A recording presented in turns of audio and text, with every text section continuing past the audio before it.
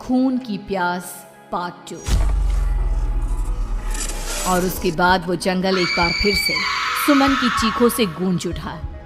लेकिन आज की रात सुमन की चीखों को सुनने वाला वहां पर कोई भी नहीं था।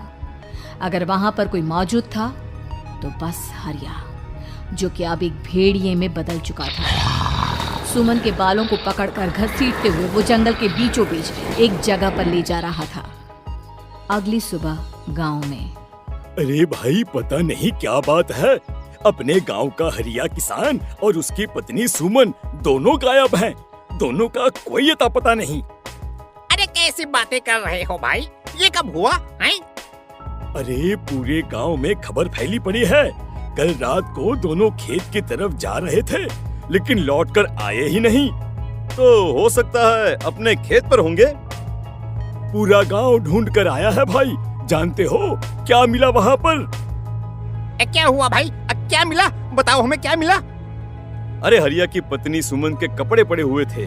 शरीर का एक एक कपड़ा फटा हुआ झोपड़ी के बाहर पड़ा था, लेकिन दोनों पति पत्नी का कोई पता ठिकाना नहीं था। अरे भाई, लेकिन उसका जो दोस्त है ना रामू किसान, उससे पता करके आते हैं ना। अब तक तो दोनों साथ ही खेत पर जाया करते थे। हाँ, हमें उसके घर जाना चाहिए भाई। चलो वहाँ चलते हैं, चलो। वो सारे लोग रामू के घर पर पहुँचते हैं। रामू अपने घर के बाहर बैठकर हुक्का पी रहा था।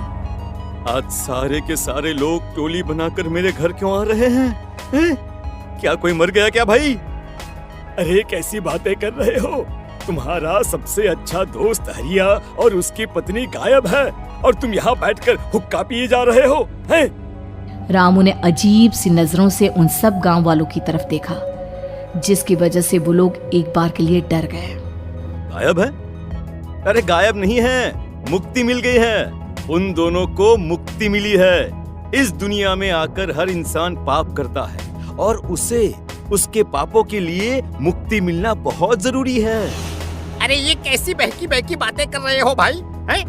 और इसका चेहरा अजीब सा क्यों लग रहा है? लगता है दोस्त के मरने का गम बैठ गया है। पागल हो गया है शायद ये पागल। ये बात सुनते ही रामू चीख कर जोर से चिल्लाते हुए कहता है, पागल मैं नहीं हूँ, पागल तुम सब हो।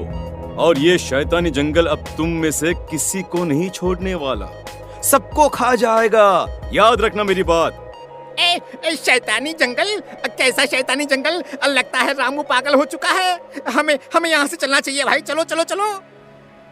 तभी रामू की पत्नी बाहर आती है। नहीं, आप लोग इनकी बात का बुरा मत मानिए। 2 दिन पहले हरिया के साथ खेत पर गए थे।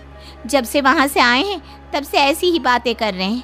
भगवान जाने ऐसा क्या देख लिया उन्होंने, खेत में कुछ भी बड़बड़ाते रहते हैं। लेकिन गांव के लोगों ने कमला की कोई बात नहीं सुनी और वो सब वहां से चले गए। रात अब धीरे धीरे ढलने लगी थी।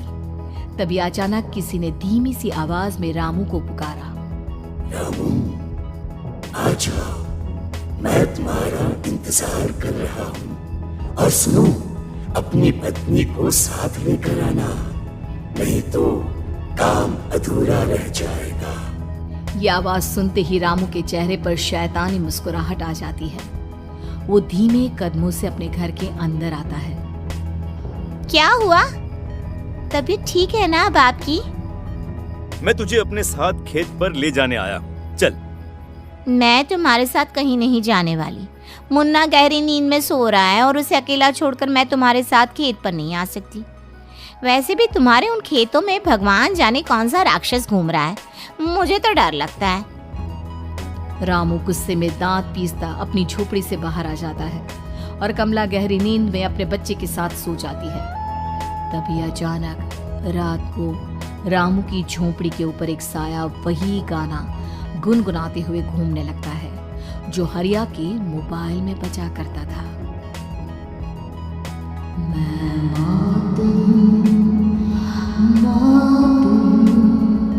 मौत जो बसरी चारों जो आएगी कहीं से निगल जाएगी सबको।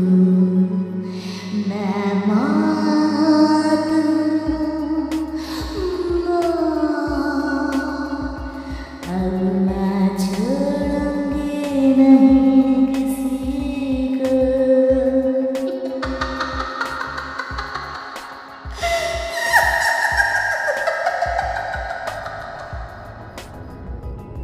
ये आवाज सुनकर रामू की पत्नी कमला की आंख खुलती है और वो देखती है कि उसका मुन्ना अपनी जगह से गायब था। कमला चीखते हुए बाहर दौड़ कर आती है। वहां पर उसने देखा कि रामू ने अपने बच्चे को झोपड़ी के बाहर एक पेड़ से उल्टा लटकाया हुआ था और उसका बच्चा चीख चीख कर रो रहा था। वहीं दूसरी तरफ एक साया बच्चे के ठीक नीचे आग जलाकर उसके चारों तरफ हैवानों की तरफ नाच रहा था। छोड़ दो मेरे बच्चे को। अरे क्या कर रहे हो तुम? शर्म नहीं आती तुम्हें अपने ही बच्चे को इस तरह मौत के हवाले करते हुए? अपना बच्चा? किसने कहा ये मेरा बच्चा है? अरे ये तो उस रामू की औलाद है, इस गांव के किसान रामू की, और मेरी दुश्मनी इस गांव के हर इंसान के साथ है। क्या? कैसी बात कर रहे हो तुम? और ये औरत कौन है? ये मेरे बच्चे को खा जाएगी। तभी अचानक से उस साया ने एक बेहद खतरनाक दिखने वाली औरत का रूप ले लिया और उसकी आंखों से आग निकल रही थी। सही पहचाना तूने, मैं तेरे बच्चे को खा जाऊंगी। अगर तू अपनी इस हैवान पति रामू के साथ जंगल नहीं आई तो मैं तेरे बच्चे को खा जाऊंगी। लेकिन क्यों? आखिर क्या चाहती हो तुम मुझसे? मुझे जंगल क्यों ले जाना चाहती हो? औरत बुरी तरह से ठहाके मार मार कर जोर जोर से हंसने लगी और साथ में रामू भी। ये तो तुझे वहाँ चलने के बाद ही पता चलेगा ना। अगर तू नहीं आई तो थोड़ी देर में तेरा ये बच्चा आग में जलकर मर जाएगा। चल जल्दी। नहीं नहीं, मेरे बच्चे को छोड़ दो। तुम जहाँ कहोगे मैं तुम्हारे साथ चलने के लिए तैयार हूँ। और उसके बाद उस बच्चे को झोपड़ी में लिटाकर आगे आगे वो साया चल रहा था और उसके पीछे पीछे रामू अपनी पत्नी के बाल पकड़कर उसे घसीटते हुए जंगल की तरफ ले गया। जंगल में जाने के बाद कितनी खूबसूरत होगी। आज की रात बस तुम और मैं एक दूसरे के साथ रहेंगे। मुझे तुमसे बहुत डर लग रहा है। तुम्हें क्या हो गया है? तुम तो बिल्कुल ठीक थे। वो होगा जो हमारे बीच होना चाहिए। तो आओ आओ, अपने आप को मेरे हवाले कर दो। कमला ने डर की वजह से अपनी दोनों आंखें कसकर बंद कर ली थी। रामू ने बुरी तरह से चीख कर कमला से कहा, आंखें खोलो अपनी और मेरी तरफ देखो। कमला ने जैसे ही अपनी आंखें खोली उसने देखा कि रामू एक खतरनाक खूनी हैवान में बदल चुका था। कौन हो तुम? जाने दो मुझे। क्या चाहते हो मुझसे? वही जो एक आदमी एक औरत से चाहता है। मैं तुम्हारा पति रामू नहीं, बल्कि इस जंगल का एक भेड़िया हूँ, और आज की रात तुम्हारे खून से अपनी प्यास बुझा जाऊं। और उसके बाद वो जंगल कमला की दर्दनाक चीखों से गूंज उठा। अगली सुबह कमला के कपड़े भी जंगल में उसी तरह पाए गए जैसे कि सुमन के पाए गए थे। इस घटना के बाद पूरे गांव में दहशत का माहौल था। अपने माँ बाप की मौत और गांव में हो रहे इस तरह की घटनाओं की खबर सुनकर किशन शहर से गांव लौट आया था। अपने माँ बाप की बेदर्द मौत की वजह से वो बहुत परेशान था। तभी अचानक उसे अपने घर में खाट के नीचे पड़ा हुआ वो मोबाइल फोन मिला जो उसने अपने पापा हरिया को गिफ्ट किया था। अरे कितने प्यार से पापा के लिए मोबाइल फोन लेकर आया था। इसे एक दिन भी काम में नहीं ले पाए। और आखिर कौन है जो गांव में इस तरह की हत्याएं कर रहा है? क्या है इन सब के पीछे? क्या है? मुझे पता करना ही होगा, वरना एक दिन पूरा का पूरा गांव खाली हो जाएगा। इस गांव में एक भी जिंदा इंसान नहीं बचेगा। गांव के लोगों की मदद करने के इरादे से किशन अपने गांव से दूर एक दूसरे गांव में बहुत बड़े तांत्रिक के पास मिलने के लिए गया। तांत्रिक बाबा, अब आप ही कुछ उपाय बता सकते हैं। भगवान जाने हमारे गांव को किसकी नजर लग गई है। नजर नहीं लगी है, किसी ने तुम्हारे गांव को बद्दुआ दी है। किसी सताई हुई आत्मा का प्रकोप है और अब वो पूरे गांव में किसी को नहीं छोड़ेगी जब तक उसकी आत्मा को शांति नहीं मिल जाती। अरे लेकिन ऐसा कौन है बाबा? किसकी आत्मा है और कैसे मिलेगी उसे शांति? मौत है, मौत कहीं से भी आएगी और सबको निगल जाएगी। इससे बचने का सिर्फ एक ही उपाय है, लेकिन उस उपाय को करना आसान नहीं होगा। जो भी उस उपाय को करने की कोशिश करेगा उसकी जान जा सकती है। भले ही मेरी जान चली जाए, लेकिन मैं अपने गांव के लोगों की जान बचाने की पूरी कोशिश करूंगा बाबा। तो ठीक है फिर, अगली अमावस की रात जैसा मैं कहता हूँ वैसा ही करना। अमावस की रात तांत्रिक के बताए अनुसार किशन अपने साथ केरोसिन लेकर जंगल की तरफ चल पड़ा। उसके हाथ में देवी के मंदिर का सिंदूर भी था। किशन जंगल के बीचों बीच पहुंचा। ये देखकर उसकी आंखें फटी की फटी रह गई।